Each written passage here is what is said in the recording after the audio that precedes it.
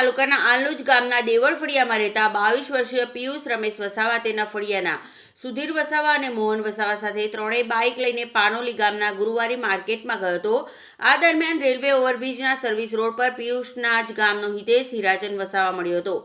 પિયુષે હિતેશ તેના ઘરે ન આવવાનું કહેતા બંને વચ્ચે ઝઘડો થયો હતો. ઝઘડા દરમિયાન હિતેશ વસાવાએ પિયુષને ધક્કો માર્યો હતો, જેના કારણે તે રોડ પર પડી ગયો હતો અને તેના માથાના ભાગે ગંભીર ઈજા થઈ હતી. ગંભીર રીતે ઘવાયેલા પિયુષને તાત્કાલિક સારવાર માટે ખરોડની વેલફેર હોસ્પિટલમાં ખસેડવામાં આવ્યો હતો. જો કે ત્યાં હાજર તબીબે તેને મૃત જાહેર કર્યો હતો.